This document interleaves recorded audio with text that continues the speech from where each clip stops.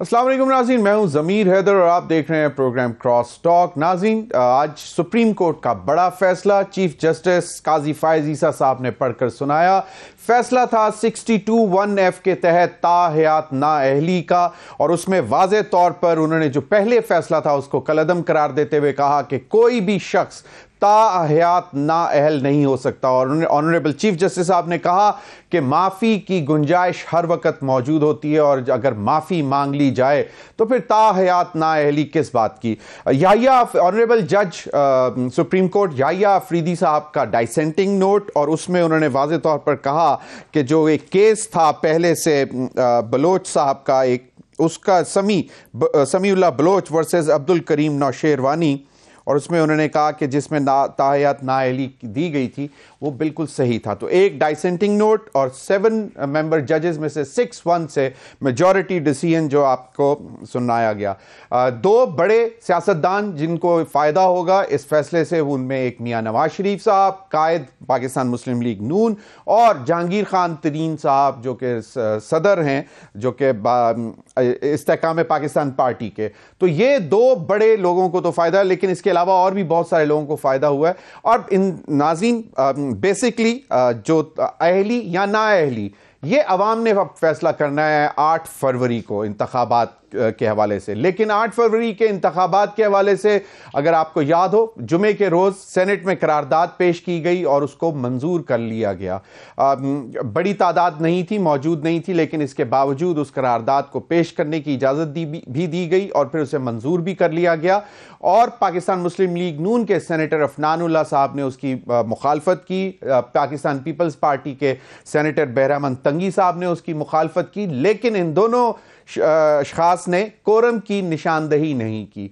गुज़िश्ता रोज़ मौलाना फजलुर रहमान साहब ने कह दिया कि जनाब वो इस करारदाद की तायद करते हैं, और फिर वही बात के हेवंस वोंट फॉल कि अगर इंतखाबात में ताख़ीर हो जाए।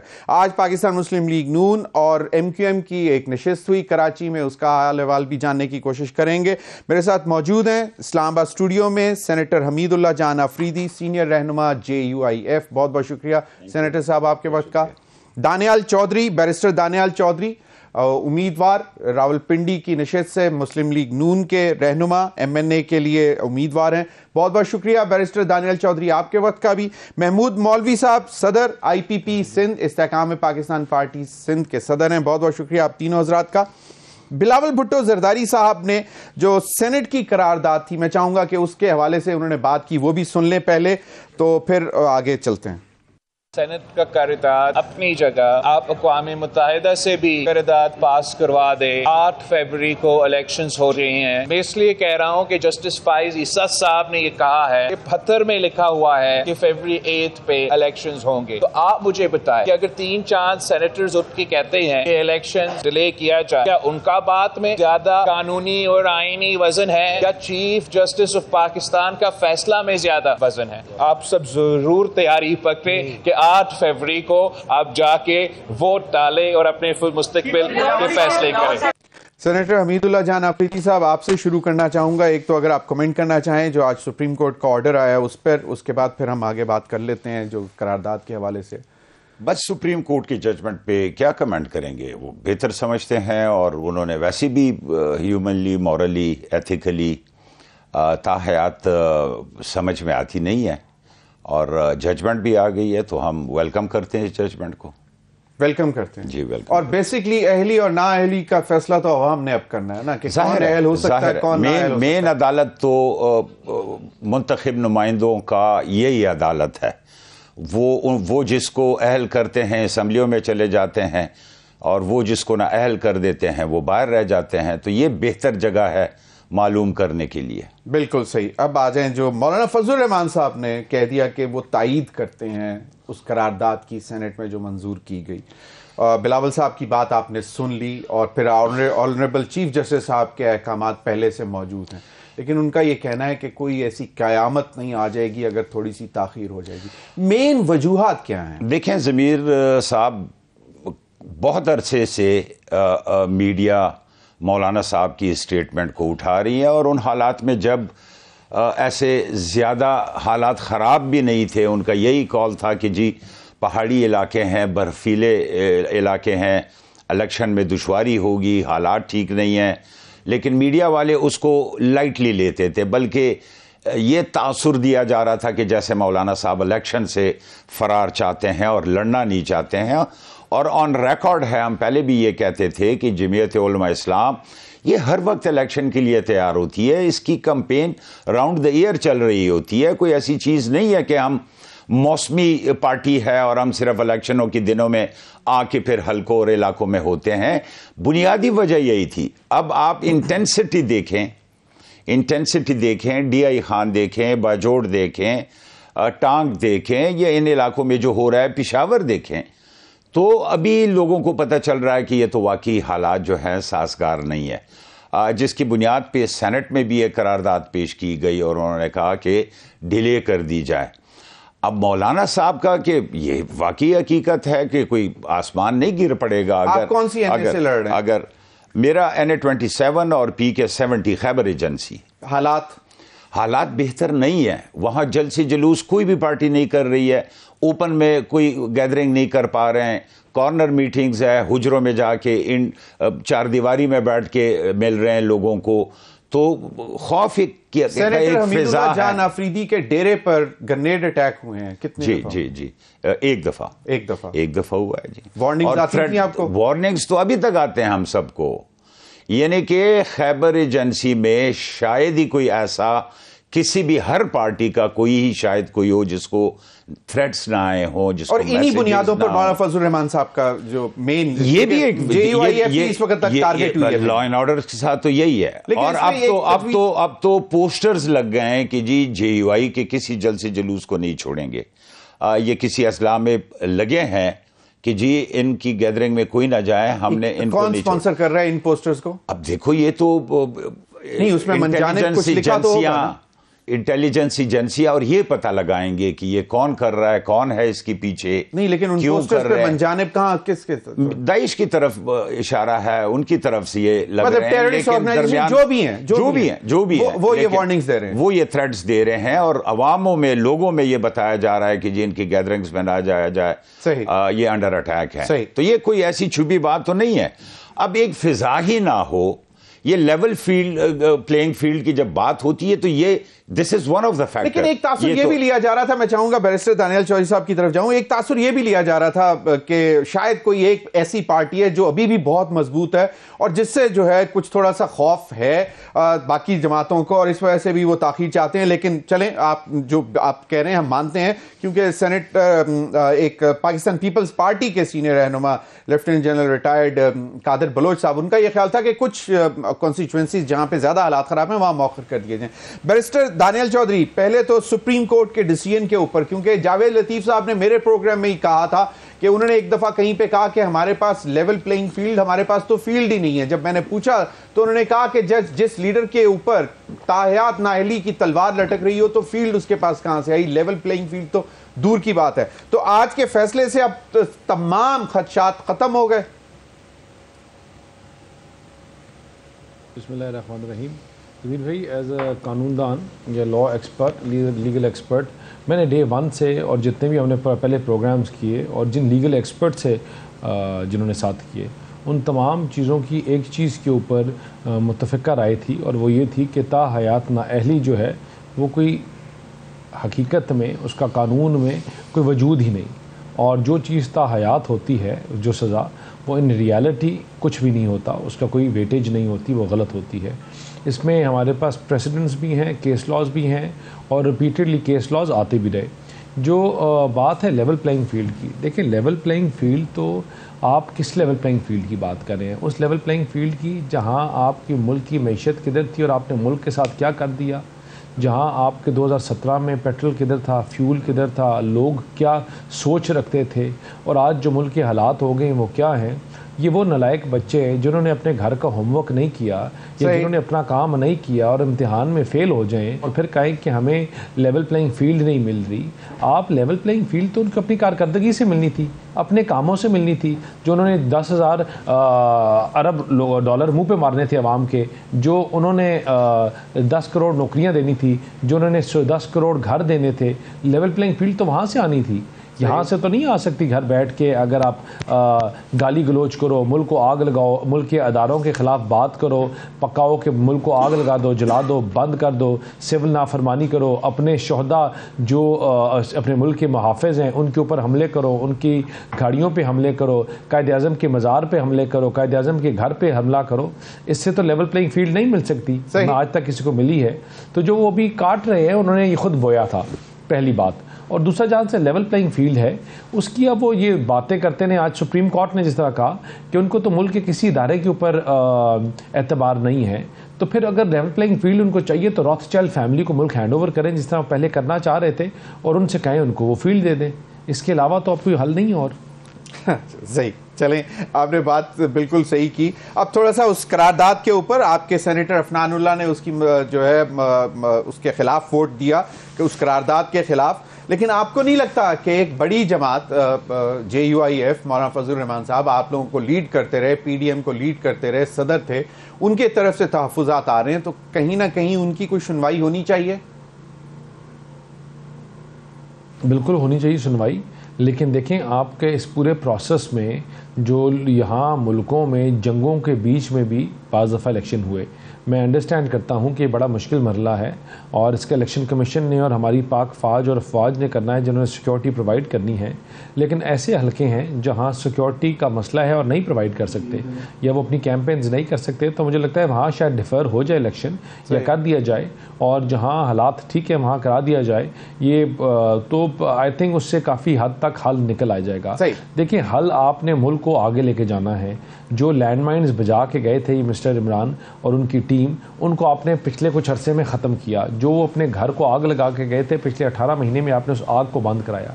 अब टाइम है वापस रीबिल्ड का, अब टाइम है इस मुल्क को वापस खड़ा करने का, अब टाइम है उस गरीब बेरोजगार, अब टाइम है जमीर भाई उस गरीब एक सेकंड, अब टाइम है उस गरीब बेरोजगार जो महंगाई से तंग है, बिजली के बिलों से तंग है, जो अपना जो ना उम्मीद है पाकिस्तान के हालात से, उसको वापस उम्मीद देना, और वो इंशाल्लाह उसको इलेक्शन के बाद बिल्कुल। बट द पॉइंट इज के अनफॉर्चुनेटली मतलब एटलीस्ट जो आपने आज बात की कि चंद एक हलकों में जहां पे बाकायदा JUIF और दीगर अगर किसी जमात के कोई कंसर्न्स हैं तो उनको डेफर कर दिया जाए, कोई बड़ी लीडरशिप का बयान नहीं आया। But I am glad that you have said के एटलीस्ट मतलब this can be a way forward. Come what may 8 फरवरी को इंतखाबात होने चाहिए। महमूद मौलवी साहब, आपके IPP के मतलब जो जिन्होंने मौजूद हैं IPP के, जहांगीर खान तरीन साहब के सर से भी ये तलवार हट गई।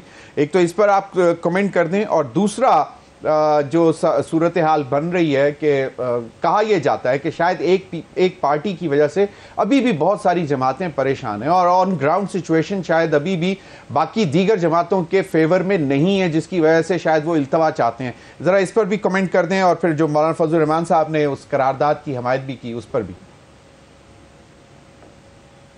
बिस्मिल्लाहिर्रहमानिर्रहीम।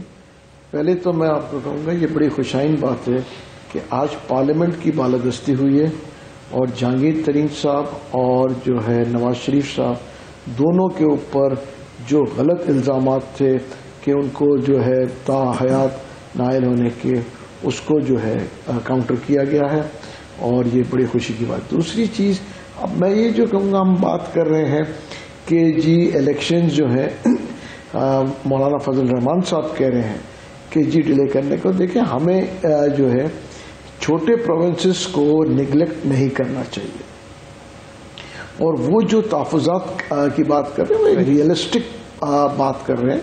हम उसको कंपेयर नहीं कर सकते पंजाब और सिंध के साथ। देखिए, अल्लाह ना करे पंजाब और सिंध के वो हालात नहीं हैं जो कि वहाँ पे मौलाना साहब के वजह से, और मौलाना साहब एक मंजे हुए और पुराने सियासतदान हैं, और अभी जो 18 माह की PDM को चला रहे थे वो मौलाना साहब उसके हेड थे। तो आप ये देखें ना कि आज अगर हम एक दूसरे के साथ मिल के ही चलना चाहिए, कोई ना कोई बेसिकली आइदर हम उनको फुल प्रूफ सिक्योरिटी अगर दे सकते हैं तो ये बड़ी खुशाइन बात है, और अगर हम देखते हैं कि देखें अगर थोड़ा बहुत डिले हो जाता है और वो उनके भी तहफ़्फ़ुज़ात वाकई में जेन्युइन है तो वाई नॉट। देखिए ना, हम क्यों जिद कर रहे हैं कि देखिए अल्लाह ना करे उधर उनके साथ किसी के साथ हादसा हो जाता है और कोई बड़ा हादसा हो जाता है, तो फिर हम अपने जो है जो जिसको बोलते हैं दिल में क्या रिग्रेट करेंगे कि कुछ लोगों के ईगो की वजह से ये बड़े हादसा हो गए। तो मेरा नजरिया मुख्तलिफ है बिल्कुल। आइदर हम इनको फुल प्रूफ सिक्योरिटी दें, और वरना जो वो कह रहे हैं उसके ऊपर हमें बाकायदा बैठ के कंसंट्रेट करना चाहिए। बड़ी पार्टियां जो है उसको भी उनको देखना चाहिए। देखें, ये मौलाना फजल रहमान साहब कोई ऐसे नहीं है कि ऐसी पार्टी हो कि जो बिल्कुल उनके कोई कल की पैदावार हो तो आप कहें कि जी वो जो है सिर्फ और सिर्फ इलेक्शन से भागना चाहते हैं या डिले करना चाहते हैं। उन्होंने बाकायदा कैंडिडेट्स उतारे हुए हैं, मगर इसको देखना मेरे हिसाब से बहुत जरूरी है और हम उनको जो है निगलेक्ट ना करें, ये मेरा राय है। महमूद मौलवी साहब, जो मैं समझ सका हूं, आपने दो बातें की हैं। एक तो ये कि फुल प्रूफ सिक्योरिटी अगर इंश्योर की जाए तो तब, या फिर जो मौलाना साहब कह रहे हैं कि ताखीर कर दी जाए।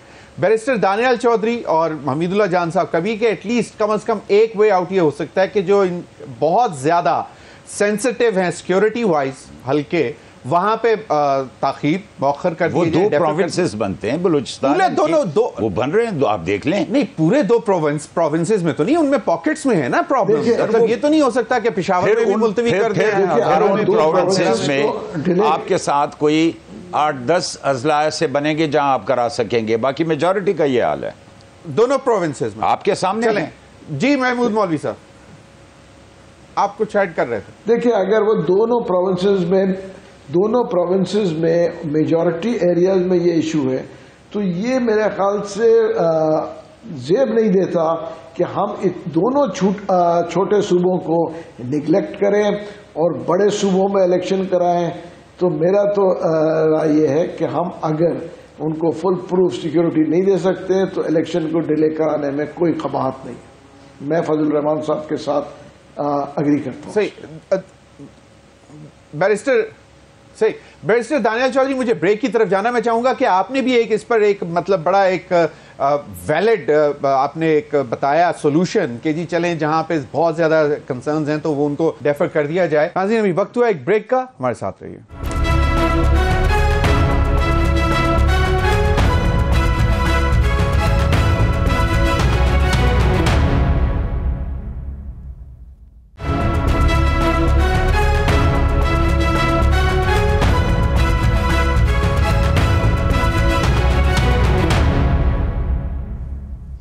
Welcome back. सेनेटर हमीदुल्लाह जान, आप अगर आपने बीच में कहा कि जी मतलब मेजॉरिटी एरियाज दोनों सूबों में डिस्टर्ब हैं और ना सिर्फ सिक्योरिटी बल्कि वेदर भी रीजन है, और जाहिर बात है, लेकिन ये तो फिर हो नहीं सकता, ये तो हो नहीं सकता। मैं दानियाल आपकी तरफ भी आता हूं, मैं चाहूंगा आप भी इसमें चिप इन करिएगा क्योंकि this is a very sensitive issue when the chief justice of Pakistan has said कि ये पत्थर पर लकीर है। बिलावल साहब भी आज कह रहे हैं कि कम वक्त में अक़वाम मुत्तहिदा की भी करारदाद आ जाए तो हम नहीं इसको तस्लीम करेंगे। तो हमीदुल्लाह जान अफरीदी, तो दो सूबों में तो डेफर नहीं किया जा सकता। देखें, एक तो जब चीफ की ये स्टेटमेंट आई थी ये इंटेंसिटी इस हद तक नहीं थी। अब आपके सामने है, हर रोज़ के वाक़े हो रहे हैं। वो उस माहौल में था कि जब 90 दिन में नहीं हुए, चीफ जस्टिस ने इंटरवीन किया, प्रेसिडेंट से मशावरत हुई, उस वक्त की उनकी स्टेटमेंट है। कॉन्स्टिट्यूशन में क्यों कि अगर कोई वॉर सा समा हो तो ठीक है, उसमें सिर्फ इलेक्शन डिले हो सकते हैं, ये क्या है? इन दो प्रोविंसेस में आपकी आर्मी, आपकी एफसी, पुलिस ये फ्रंट पे लड़ रहे हैं, वहाँ पर ऑपरेशंस हो रहे हैं हमारे इलाकों में। तो कोई ये ऐसी बात तो नहीं है, आप लोग शायद इस्लामाबाद, लाहौर में ज़रा दूर बैठे हुए हैं, आप लोगों को फील नहीं हो रहा है कि उन एरियाज़ में क्या पोजीशन है वहाँ पे। आई विश कि ये मीडिया की जितना वो उसका बाकी एरियाओं में उनका इतना एक्सेस है, उधर भी होता तो शायद फिर इतनी हमें एक्सेस नहीं है। लेकिन ये ऑलमोस्ट ये सारी आर्मी उन फ्रंट्स पे, आप वजीरिस्तान साउथ ले लें, नॉर्थ ले लें, खैबर एजेंसी तिरा ले लें, ऑपरेशंस इन सब एरियाज में शुरू हैं और हो रहे हैं। तो वॉर फिर आप और किस चीज़ को कहेंगे? क्या एक दुश्मन ममालिक किसी और मुल्क से आप ये करेंगे कि वो उन्हीं के साथ सिर्फ अगर हमारी वॉर है तो उस सिचुएशन में होगा?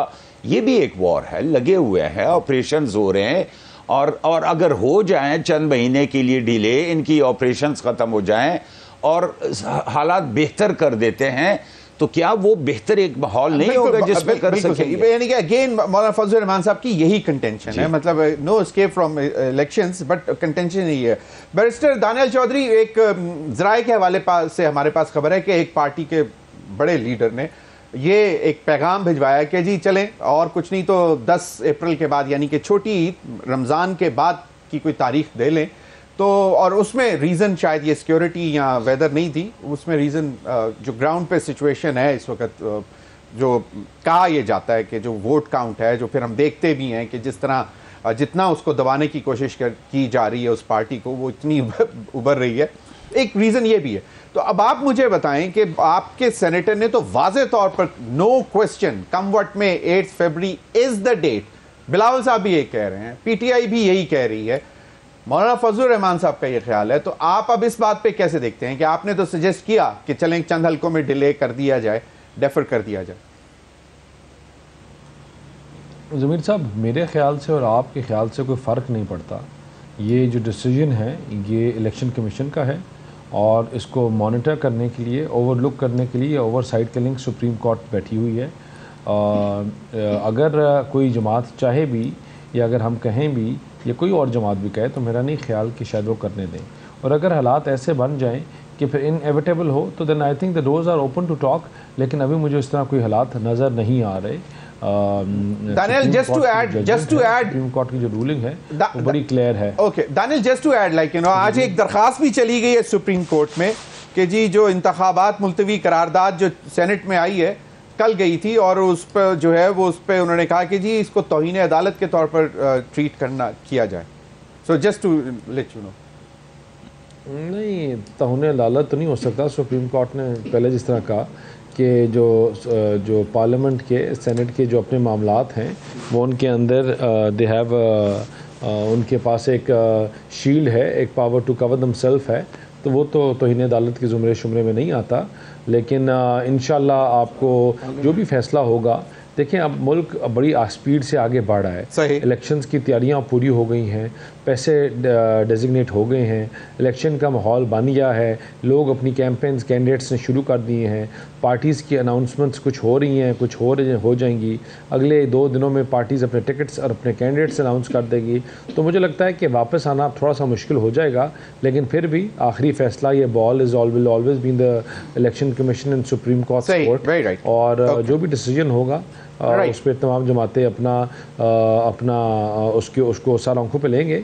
लेकिन इससे पहले जो बात है कि देखें, मैं जो पहले कह रहा था कि जो इमरान खान की जमात है जो आज कभी रोज़ एप्लीकेशन देती है कोर्ट में, खोसा साहब भी खड़े होते हैं, रोज़ कोर्ट्स के सामने बेइज्जत होते हैं, ये वहाँ भी झूठ बोल रहे हैं और अवाम के साथ भी बोलते रहे और ये बार बार बोलते रहे। अगर आज मुल्क अगर इस बहरान में है ना, तो उनके इन झूठों की वजह से है, जो दिन रात वो बोलते हैं, सोशल मीडिया पे बोलते हैं, कोर्ट्स के सामने जाके बोलते हैं। और अगर वो ये हरकतें ना करते तो आज मुल्क में ये बहरान ना होता, ये दहशतगर्दी की लहर ना होती और मुल्क इस I agree Daniel, I agree to your contention, but the thing is that कि मतलब जो भी आप कह लें, एक है सिंड्रोम ऑफ पॉपुलैरिटी है, वी आर मतलब अनएबल टू चेक दैट, वो एक है। मैं महमूद मौलवी साहब की तरफ जाने से पहले आज राना मशहूद साहब की जो MQM के वफद से मुलाकात हुई, कराची में एक नशिस्त हुई, मैं चाहूँगा कि वो सुनवा दूँ। तो फिर मैं जानना चाहूँगा महमूद मौलवी साहब से कि क्या इम्पेक्ट क्या पड़ेगा सिंध के लार्जली और पर्टिकुलरली कराची के इलेक्शन पे इस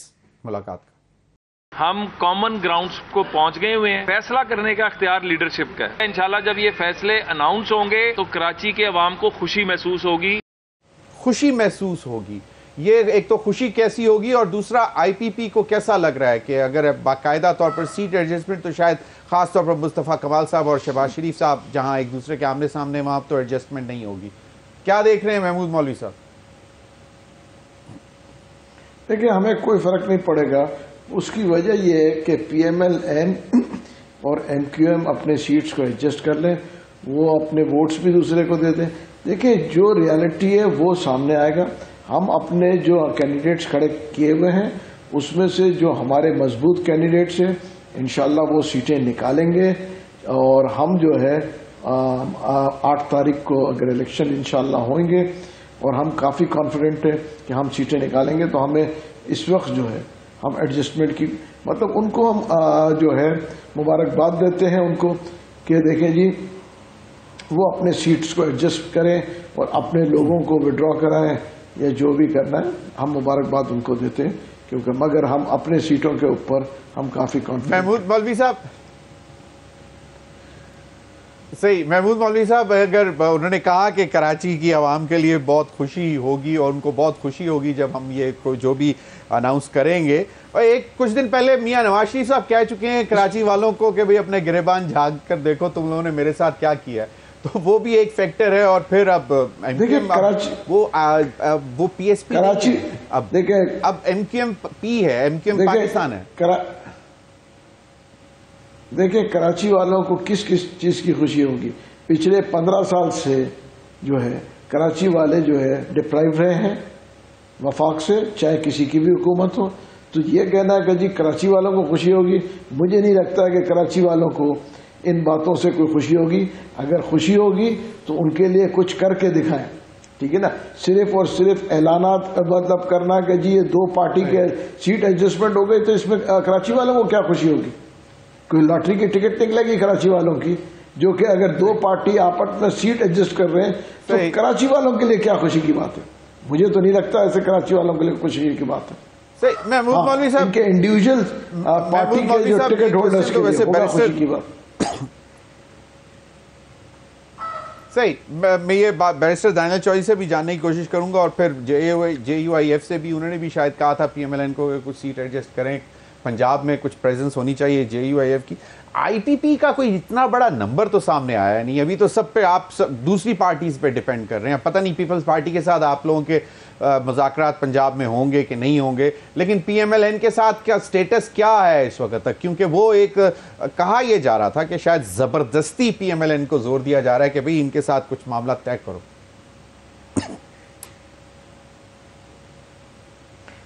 देखिए ऐसे मेरा ख्याल से जबरदस्ती तो किसी को भी हम नहीं जो ये रेस है ये जो जिस लड़ाई में हम जिसमें दानियल एक सेकंड, मैं क्विकली एक आंसर महमूद मौलवी साहब से ले लूं तो उसके बाद फिर आप ही की तरफ आ रहा हूं। अच्छा जी महमूद मौलवी साहब।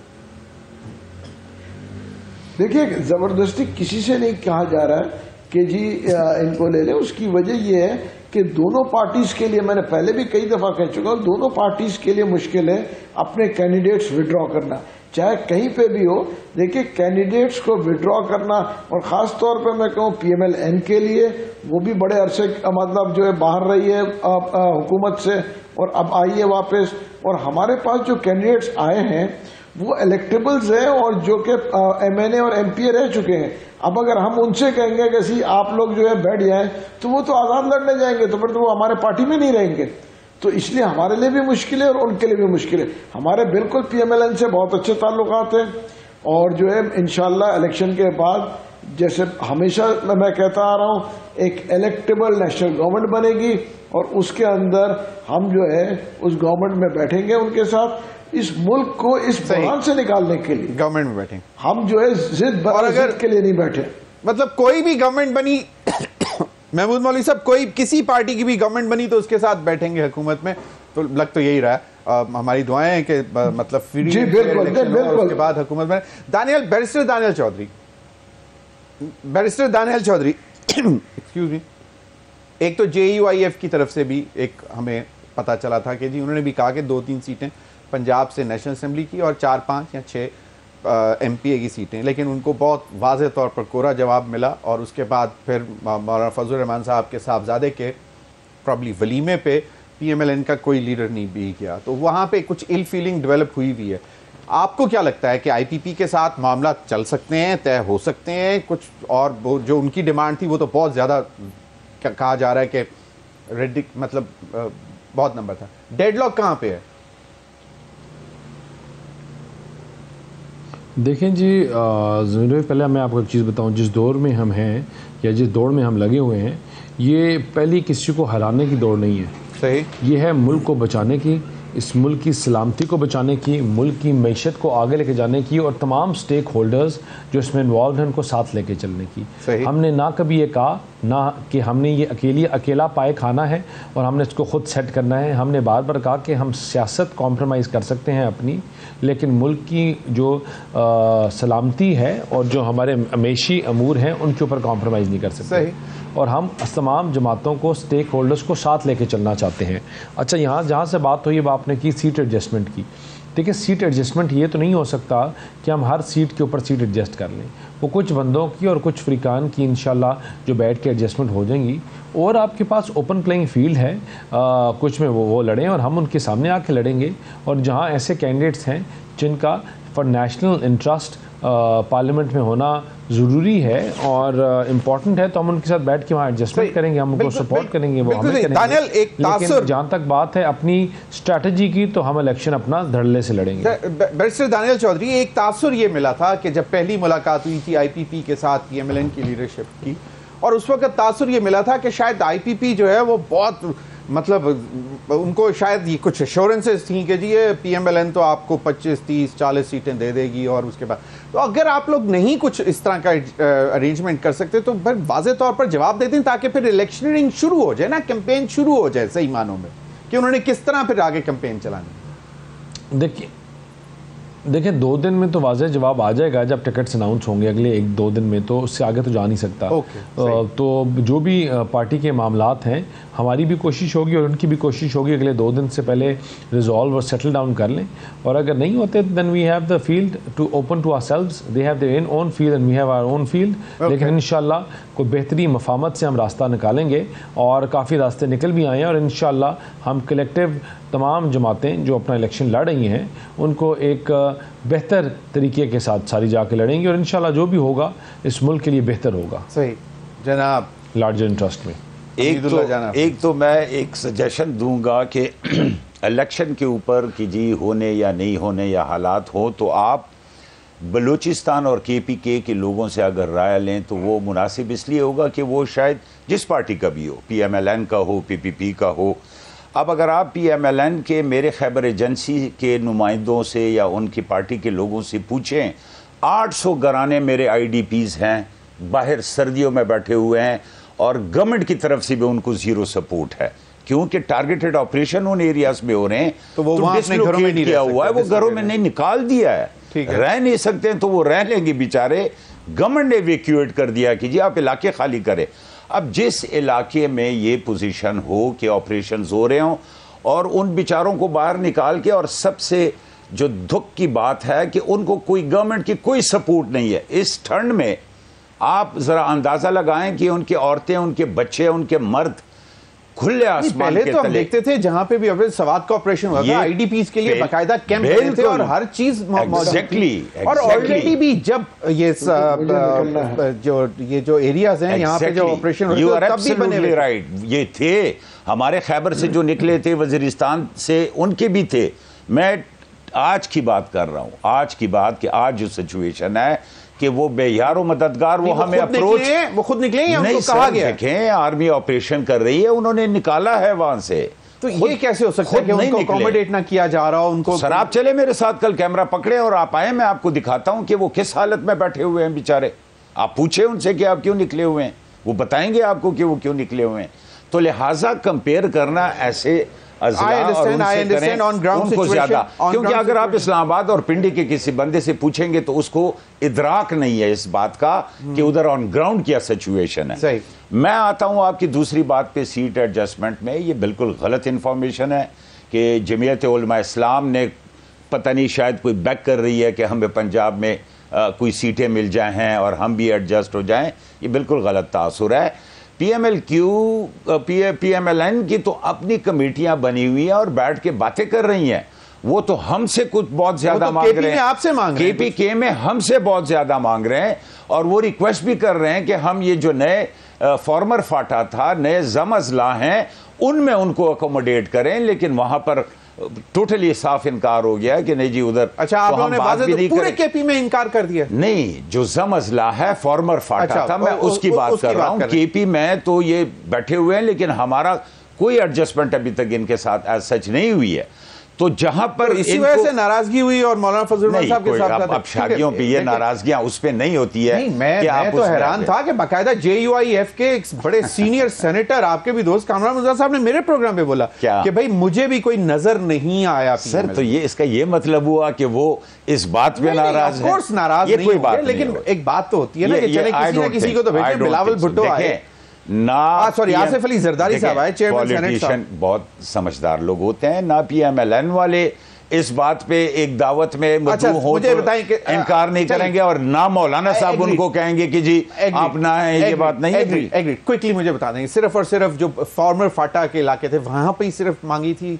नहीं, KP में कमेटियां बैठी हुई हैं, बात हो रही है, और दीगर उसमें भी ना इलाकों में, या सिर्फ और सिर्फ जो KP जब हो गया है तो मतलब ये बड़ी खबर है दानियाल। KP के मैं बता रहा हूं कि अभी तक कमेटियां बैठी हैं और रिक्वेस्ट ये भी थी कि जो मसला है उनको इंक्लूड किया जाए। ओके दानियाल, उस पर नहीं हुई बात। से दानियाल क्विकली अगर आप इसमें ऐड करना चाहें, क्योंकि मेहताब अब्बासी साहब ने भी कुछ अपने कंसर्न शो किए हैं और वो आपको मालूम है कि बड़े पुराने PMLN के थे और वो भी हैं, तो आप वहां पे कुछ है वन लाइनर? सर नहीं जी, कुछ भी नहीं है। इंशाल्लाह जो होंगे, हम हमारी जमात जो है वो तगड़ी है, फाइट करेगी। हम डिलीवरेंस की सियासत के ऊपर काम कर रहे हैं, हमने डिलीवर किया है। पाकिस्तान में अगर किसी जमात ने डिलीवर किया है और हर दफ़ा 10 में से 9 नंबर लिए हैं या 8 लिए हैं तो हमारी जमात ने लिए हैं। इंशाल्लाह हम अपनी कारकर्दगी के ऊपर लोगों के पास जाएंगे। हम झूठे वादे और तसलियों के ऊपर कैंपेन अपनी शुरू नहीं कर रहे, हम अपनी कारकर्दगी, अपनी ताकत, अपने जो हमने डिलीवर किया है उसके ऊपर जा रहे हैं। और इंशाल्लाह हमें यकीन है, हमें भरोसा है कि हम इंशाल्लाह 2 तही अक्सरियत बनाएंगे, पंजाब में सिंगल लार्जेस्ट जमात बन के आएंगे और आपको नजर आएगा पाकिस्तान की तामीर और तरक्की जो है वो वहाँ ही छोड़ेंगे, लेके जाएंगे जहाँ हमने 2017 में छोड़ के गए थे। सही बहुत बहुत शुक्रिया हमीदुल्लाह जान अफरीदी। लेकिन एक क्विकली एक चीज़, मतलब कि PTI और पीपल्स पार्टी जलसे कर रही है KP में, हमने देखे, बिलावल साहब ने भी किए, PTI भी मतलब अनअनाउंस जलसे बड़े बड़े कर रहे हैं। वो उस पीपल्स पार्टी के नहीं, जब बिलावल साहब आए थे थोड़ा टाइम हो गया है, इतने हालात खराब नहीं थे। कल हमारे बाजोड़ में जो हमारा कैंडिडेट है, कल वो अंडर अटैक आया है, अल्लाह ताला ने बचाया है उसको। उनके जब दौरे थे 2-2.5 महीने हो गए, इतने हालात खराब, अब हालात इंटेंसिटी ज्यादा बढ़ गई। बहुत बहुत शुक्रिया आप तीनों हजरात का। नाज़रीन, वक्त हुआ एक ब्रेक का। ब्रेक के बाद हाजिर होंगे तो हमारे साथ हमारे senior correspondent, court reporter Saqib Bashir साहब होंगे और जो मामला अदालतों में चल रहे हैं उस पर बात करेंगे। Stay with us.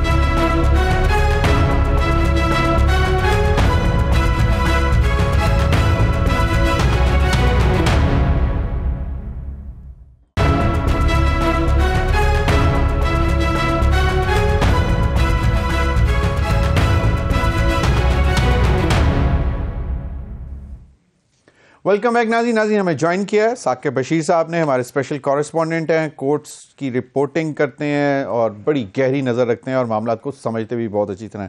बहुत बहुत शुक्रिया साकिब आपके वक्त का।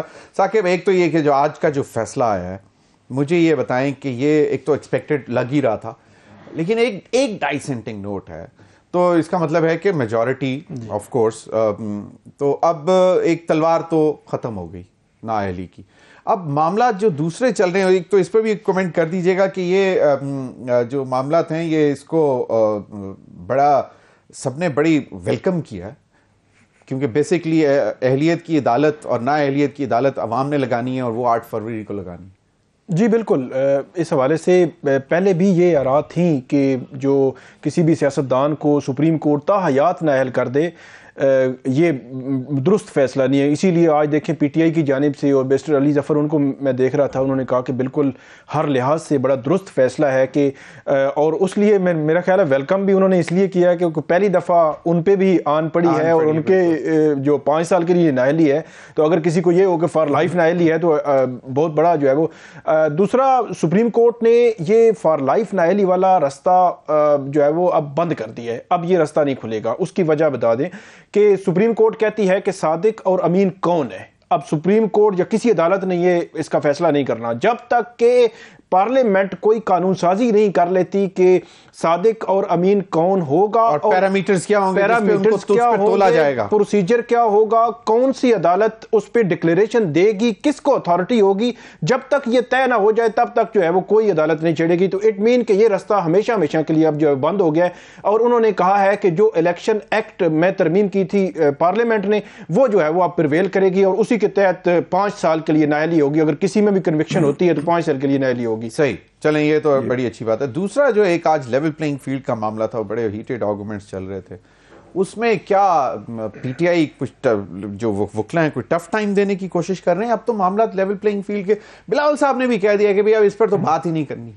अब पीटीआई अभी तक लगी हुई है। नहीं, मेरा ख्याल है कुछ जनरल कुछ चीज़ें थी उनकी, जब नॉमिनेशन फॉर्म जमा कराते वक्त, फिर स्क्रूटनी के वक्त, ये एक या हमने खबरें भी हैं और रिकॉर्ड भी मौजूद है कि एमपीओज भी आए, दफा 144 भी लगी, हो गया उसके बाद तो अब तो नहीं, अभी बाद में भी स्क्रूटनी के बाद इस दौरान वो भी लेकर लोग भाग गए, छीन के लेके जी वो भी भाग गए। तो मल्टीपल चीजें थी, लेकिन इसमें अफसोसनाक पहलू ये है कि ये सारी चीजें पीटीआई के वकील सुप्रीम कोर्ट को नहीं बता सके। आप कहेंगे कि बताया तो है, लेकिन नजर भी आ रहा था, बता भी रहे थे, लेकिन सुप्रीम कोर्ट या कोई भी अदालत हो वो कहती है कि आपने ऑन पेपर बताएं हमें 1 2 3 4 हमें बताएं कि ये रीजंस हैं, ये है। मतलब फॉर एग्जांपल मैं आपको बताऊं कि अगर पीटीआई कहती है कि हमारे 20 ऐसे वाकयात हुए हैं पंजाब में जहां पे उनके जो उम्मीदवार थे उनको रोका गया, गिरफ्तार किया गया या पेपर छीने गए, तो उन्होंने 1 बाय 1 बताना है कि फलां उम्मीदवार था, फलां टाइम था, फलां जगह थी, फलां बंदों ने रोका, फिर दूसरा, फिर तीसरा। जो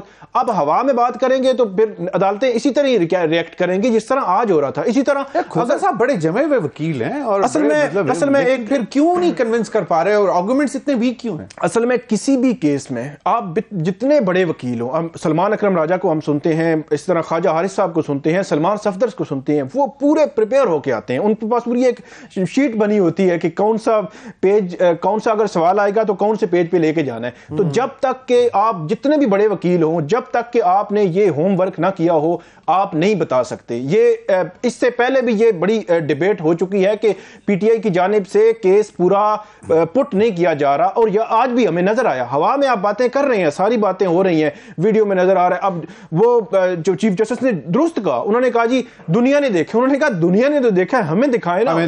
ठीक बात कर रहे हैं कि आपने 1 बाय 1 साहब ने कहा कोई फ्लैश ड्राइव नहीं दी, आज सुना है मैंने। नहीं, वो मेरा ख्याल है फ्लैश ड्राइव भी मैटर करती है, वो यकीनी तौर पे अगर आप ऑन पेपर कुछ चीजें। अब एक चीज मैं बताऊंगा आपको कि एक चीज जो पीटीआई की कंसिडर हो रही है वो ये है कि पंजाब के जो सूबाई इलेक्शन कमिश्नर ने एक लेटर लिखा था इलेक्शन कमीशन, जिसमें उसने आईजी, चीफ सेक्रेटरी और जो रिटर्निंग अफसर उनके खिलाफ बड़ा जो बड़े लिखा था, वो खत था और पूरा चार्जशीट था। वो सुप्रीम कोर्ट को, अब सुप्रीम कोर्ट के सामने पड़ा हुआ है एक डॉक्यूमेंट। आज भी उन्होंने कहा कि हमने उस वजह से इनको, तो उसी पे अगर बेस करते तो वो काफी नहीं था। अगर लतीफ नहीं, उसमें जब इलेक्शन कमीशन का जवाब आ गया, अब इलेक्शन कमीशन ने भी फाइलों का मुंह भरा है, ये हमें पता है, क्योंकि रिकॉर्ड फील्ड में तो कुछ और है।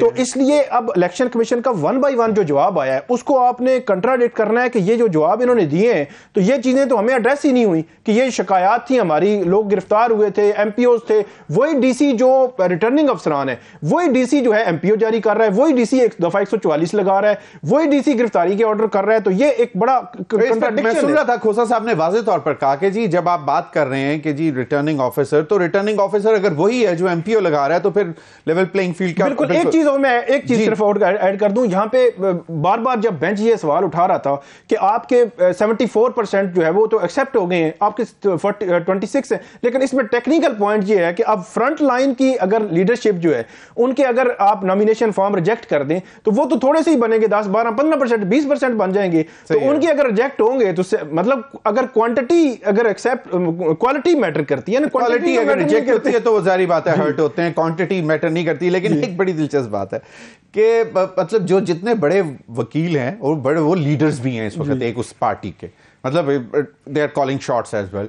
और वहां पे एक अजीब सा तासुर है कि जनाब वो के इंतखाबात भी लड़ रहे हैं, उनके मसाइल भी आपस में चल रहे हैं, तो वहां पे भी कोई डिवीजन नजर आती है? बैरिस्टर अली गौहर हो गए या दूसरे वकला, उनके कोई डिवीजन? नहीं, डिवीजन तो डेफिनेटली वकला में डिवीजन वैसे भी होती है। यहाँ जब एक पार्टी वैसे भी होती है, ऑफिस बेयरर्स भी बन जाते हैं और रिप्रेजेंटेटिव भी बन जाते हैं, तो साकिब वहां पे अगर डिवीजन आती है तो तासुर क्या जाता है? नहीं, डिवीजन भी है। और मैं एक और बात बताऊं, जब ऑफिस बेयरर बन गए हैं तो फिर आप केस उस तरह नहीं लड़ सकते जिस तरह आपको लड़ना चाहिए, क्योंकि आप जो है एक तरफ अपने हल्के को देख रहे हैं, पॉलिटिक्स देख रहे हैं, सारी प्रेस कॉन्फ्रेंसेस भी कर रहे हैं, तो लीगली फिर आप जो है उस तरह कमजोर केस करेंगे ना। यहां पे एक चीज मैं बताऊं आपको कि पीटीआई को यह चाहिए था प्योरली प्रोफेशनल वकील हायर करें, जिसका जो अपना प्रोफेशनल काम करता है, जो कि इलेक्शन ना लड़ रहे होते, ना टिकट डिमांड कर रहे। क्योंकि वैसे एक साकिब आप भैया, आपने अगर बात कर ही दी है तो मुझे एक बात बताएं कि ये जो जितना भी एक बैंड ऑफ लॉयर्स जो ज्वाइन किया है, जिसने पीटीआई के जो मुकदमात भी लड़ते रहे आगे बढ़कर, वो सिर्फ और सिर्फ उनका इंटरेस्ट ये था कि जनाब लीडरशिप तो अब मतलब ज्यादातर जो पॉलिटिकल लीडर्स हैं वो तो शायद नहीं लड़ेंगे तो हमें मौका मिलेगा। इस पर अब मुझे लगता है अब कि ये एक उनकी एक रीजन लगता है। नहीं, हर कोई यही देख रहा है ना कि एक स्पेस बनी है, अब स्पेस ले ली जाए। अब जो जितने भी अब हो सकता है कोई ऐसे वकील भी थे जिन्होंने कभी बार की सियासत भी नहीं की, वो बिल्कुल प्योरली प्रोफेशनल थे।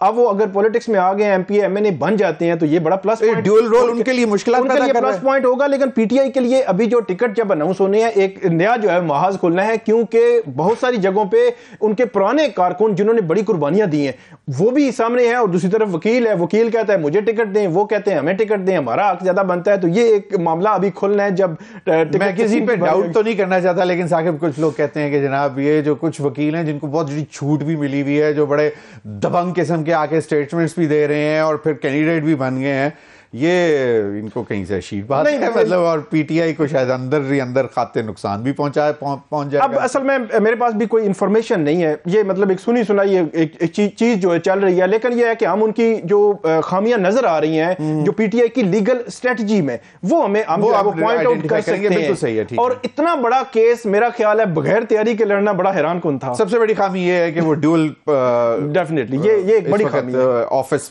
संभाले में एक लीगल मतलब अटर्नी बने हुए उसके, और दूसरा पॉलिटिकल टिकट्स मिले।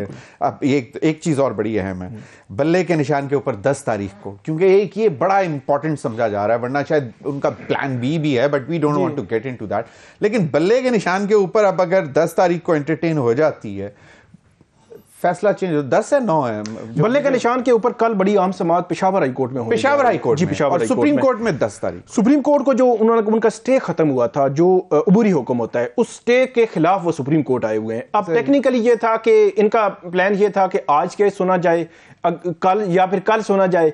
अब इन्होंने प्लान जो है वो चेंज किया कि नहीं परसों रख देते हैं। अब होगा ये कि कल पेशावर हाई कोर्ट सुनेगी, पेशावर हाई कोर्ट उसके कोई ना कोई फैसला देगी। अब पीटीआई के पेशावर हाई कोर्ट के 2 फैसले आ चुके हैं। नहीं, पेशावर हाई कोर्ट का जो मरकजी केस है कल वो सुना जाना है। अच्छा, पहले जो फैसला था बल्ले के जी वापस किया जाए, नहीं वो ये था, कलअदम करार दिया इलेक्शन कमीशन का। उसमें टोटल टेक्निकलिटी थी, कोई मेरिट नहीं था। पहली दफा जब पहली हियरिंग होती है तो उस पर स्टे मांगती है कोई भी पार्टी, तो उसमें उन्होंने स्टे दे दिया। तो उसी केस में एक जो है मुतफरिक दरखास्त आई इलेक्शन कमीशन, उन्होंने कहा जी स्टे वोकेट कर लें, हम 9 जनवरी को आर्गू करेंगे, 9 जनवरी जो फैसला होगा हम उस पर इंप्लीमेंट कर देंगे। कल फैसला है, और उसके बाद फिर परसों सुप्रीम कोर्ट जी कल अगर फैसला अगर पीटीआई के हक में आ जाता है, परसों की दरखास्त इनकी गैर मौसर हो जाएगी, परसों बेटर ही नहीं करेगी सुप्रीम कोर्ट की। कल पीटीआई के हक में अगर आ जाता है, अच्छा अगर इनके खिलाफ आता है तो परसों ये सुप्रीम कोर्ट के सामने खड़े होकर कहेंगे कि हम तो कुछ नहीं कह सकते कि हक में आएगा कि नहीं आएगा, लेकिन साकिब बशीर को क्या लग रहा है? मेरा यह ख्याल है कि ज्यादा चांस पीटीआई के हक में आने का फैसला है। ये एक बड़ा बिल्कुल सही है। तो अब अगर हक में आ जाता है तो फिर बाकी जो इलेक्शन कमीशन इसको दोबारा चैलेंज नहीं करेगा? चैलेंज कर सकता है, सुप्रीम कोर्ट में चैलेंज बिल्कुल कर सकता है। हाई कोर्ट के डिसीजन को सुप्रीम कोर्ट जितना प्रोएक्टिव नजर आ रहा है, अगर जो एक बल्ले के निशान पे इतना अगर वो शफाफ इलेक्शन पे होते, मेरा ख्याल में ज्यादा बेहतर होता। तो क्योंकि इससे कबल जब स्टे हुआ तो स्टे को उन्होंने फौरी तौर पर चैलेंज किया। तो अगर पेशावर हाई कोर्ट का फैसला आता है तो वो उसको supreme court election commission challenge कर सकता है। लेकिन अगर सुप्रीम कोर्ट में इलेक्शन कमीशन ने चैलेंज किया तो सुप्रीम कोर्ट से वो रिलीफ नहीं मिलेगा जो उससे पहले मिलता रहा है, क्योंकि ये बहुत बड़ा मैटर है कि एक बड़ी पॉलिटिकल पार्टी को अगर आप एक मंथ पहले 25 या 28 तो इलेक्शन इंट्रा पार्टी इलेक्शंस है ना, एक अवाम का हक है, एक टेक्निकल बुनियादों पे आप नॉकआउट करेंगे, पॉलिटिकल पार्टी को बाहर करेंगे, तो ये बहुत बड़ा सवाल होगा और सुप्रीम कोर्ट कभी भी वैलिड नहीं करार देगी इसके सिर्फ एक टेक्निकल ग्राउंड पे कि जब 174 पार्टीज उनके तमाम के इलेक्शंस एक ही पैरामीटर पे हो रहे हैं, कहीं पे कोई ऑब्जेक्शन भी नहीं है, कोई कुछ भी नहीं है, और सारे इंट्रा पार्टी इलेक्शन इसी तरह ही होते हैं, तो उसमें एक टेक्निकल पार्टी को अलग करना ये बहुत बड़ा सवाल होगा। मेरा ये ख्याल है कि सुप्रीम कोर्ट भी कभी ऐसा नहीं करेगी। चलें, बहुत बहुत शुक्रिया साकिब, आप मतलब हमें समझाते भी हैं मामलात को और चीज़ों को खुद बहुत अच्छी तरह देखते हैं, और हम आपके तज्जिए और आपकी चीज़ें सुनते रहते हैं। यकीनन अदालती मामलात हैं, हम इसमें कुछ बोलना तो नहीं चाहते, लेकिन अगेन आपका बहुत बहुत शुक्रिया, क्योंकि ज़रूरी ये होता है कि एक सुप्रीम कोर्ट का रिपोर्टर बैठ के हमें बता रहा हो ऑन ग्राउंड सिचुएशन। नाज़रीन, अब तक के लिए इतना ही, इजाज़त दीजिए, अल्लाह हाफ़िज़।